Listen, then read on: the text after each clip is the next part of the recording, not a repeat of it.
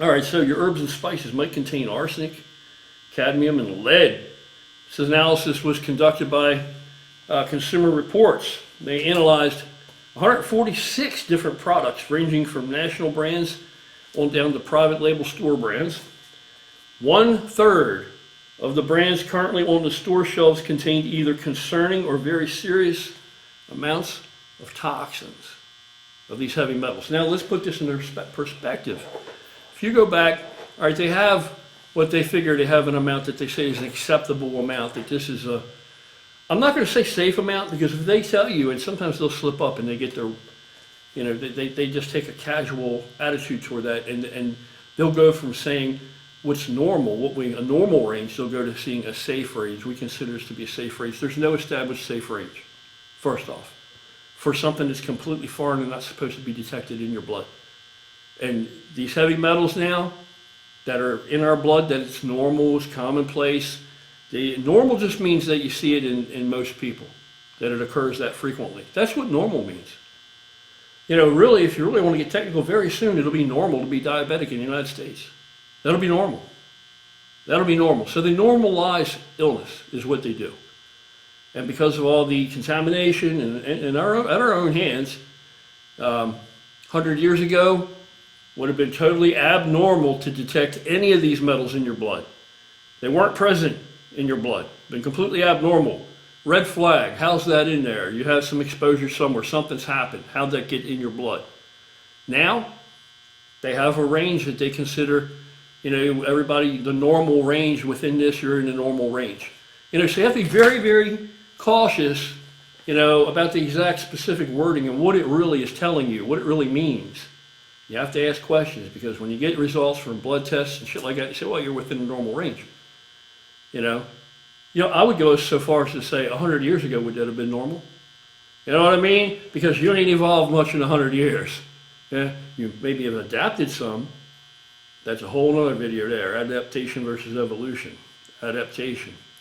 Anyway, let me grab these here, grab my cheaters, or I can't see. I can't see. And I had to write down some notes, because if I don't write them down, I'll get sidetracked like I'm doing now, and I'll miss some details I want to mention. So, about 1/3 contained enough metals to be considered harmful to children and problematic for adults. And what are children? They're little people, right? Little people. So exactly how medications, dose is dependent on volume, blood volume, right? So if you're a 250-pound motherfucker, I gotta watch this language. If you're a 250-pound MFer, then if you take the same dose that the guy next to you who only weighs 170 pounds is taking, you know, or 150 pounds is taking, you're taking a lot less. You understand? Deciliters per.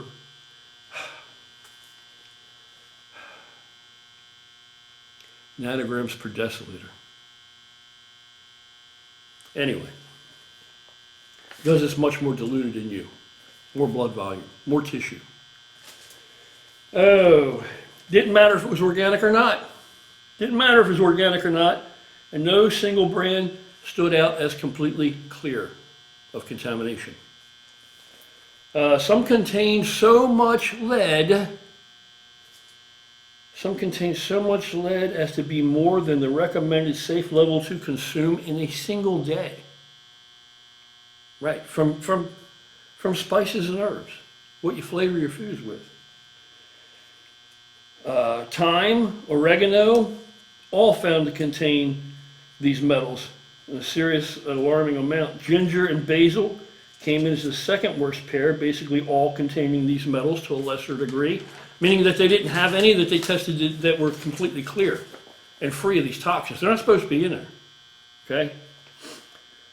Lead, arsenic, cadmium can increase risk of cancer, cognitive and reproductive problems, as well as other adverse conditions, even in small amounts.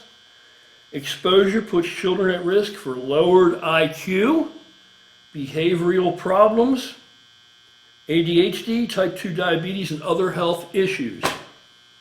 Right. So, it doesn't strike you as earth-shattering? Well, then you need to become responsible for your own health.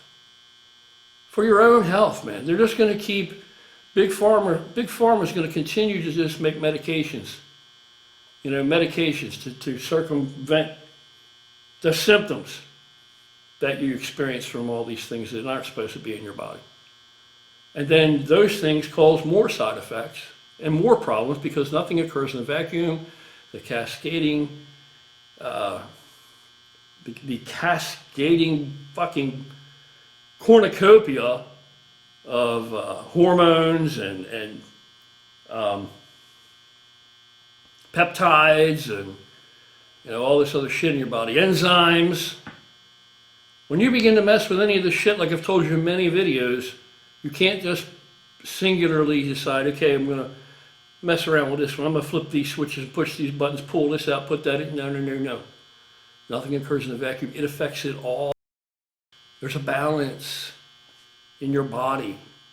It affects everything. You can't just single one thing out and play with that without it affecting tons of other things, parts and areas and things we don't even understand. We don't even understand. So what do you think the better thing is? Do you think the better thing is to take on the attitude as the majority that find themselves, looking to medicine for a remedy? You think it's better to take on their attitude, the majority of them that have the attitude that my doctor will take care of it? Oh, I don't have to worry about it because now I'm taking this for that. Oh, I don't need, I already got that covered because I saw my doctor and he prescribed me this for that. That's a huge slippery slope there when that begins. And you people know I'm not lying to you because there are people watching this right now that are on a bunch of medications. And if you're on one medication, that probably leads to two medications, and so forth and so on. Or they just continually just guess until they find a medication that doesn't cause as many negative sides that you're knowledgeable of, that you're cognizant of. You think it's not doing shit to you that you don't know is going on? Of course it is. Of course it is. People find out that they're having organ failure and organ issues and all, and sometimes they have no symptoms. Sometimes they have no symptoms. Think that just occurred overnight? No. That's been going on for a while. You just didn't know about it. You just didn't know about it. So I don't know if you're getting the idea of what I'm trying to get across to you. I don't know if you're picking up what I'm putting down, but you need to be responsible for yourself. And all of this stuff here, this knowledge, here's another problem with these heavy metals. For most people, in most cases, they're there forever. Forever. And people are going to try and disagree with this, and they're full of shit. They're full of bullshit. I'm telling you the truth. There's no 100% sure effective way to clear all of this from your body. That's why it's normal to see so much of it in your blood. You're not going to get it out. Modern medicine can't get it all out. That's why it's normal that it's there. You don't think when it first came into focus and people came to light and they said, what's this doing in this person's blood? When it first started to happen, you don't think they thought of that? What can we do? How can we fix this? It's not supposed to be that way. They don't know how to fix it. They can't get it out. Now, do you think you can just take some supplement or you can just biohack your way out of it? No, you can't. No, you can't. These things have a cumulative effect, these heavy metals. So you're constantly being infiltrated with these heavy metals in your body, and they stay in your body. They stay in there. They stay in there. So it's a cumulative effect. So years down the road, all of a sudden you got these major health problems. Major health problems. And now will they connect the dots?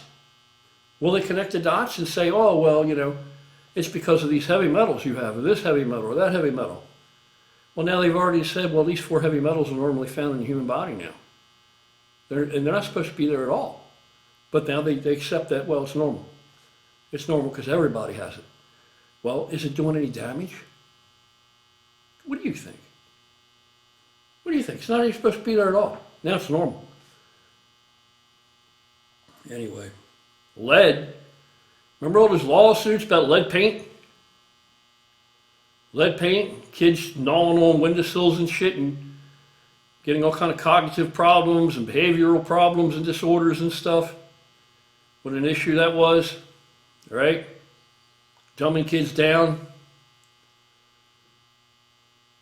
Now you're getting it from your fucking herbs and spices. Your herbs and spices. Turmeric. Turmeric, something that's really great for you, was found to be a fairly large offender. That a lot of turmeric, and it didn't matter if it was organic or not, a lot of the turmeric that they tested was contaminated.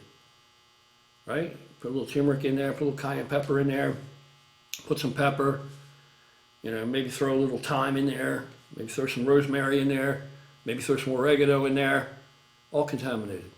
All contaminated. So if you really want to know the rundown, the brands, and every other damn thing, and there was no single one brand that across the board, well, stick with this brand and you're good. No, there wasn't such a thing. Every one of them had something. No. And the reason that it's it's so unpredictable where it occurs and what brands and every other thing and why, well, their oregano tested fine, but their rosemary had lead and cadmium and shit in it.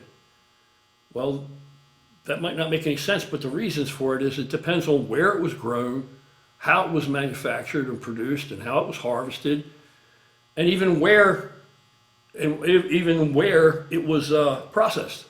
The machinery, what machinery was used, and all this stuff. Geographically where, because the ground can be contaminated. A lot of it's coming up through the ground. A lot of it's coming from rain. A lot of it's coming from various compounds and chemicals that are used on crops for all kinds of reasons, insecticides, pesticides, all kind of other shit. And the shit gets in the air and blows in the air. It doesn't just stay where it's put. And it rains and it gets into the ground everywhere. So even if you're growing something organic, if you have the ground tested, if you had the groundwater tested, you know what I'm saying? So it's just this huge thing. So do they do all that? No. No, because there's too many places that grow it for them. There's too many places that harvest it for them. No.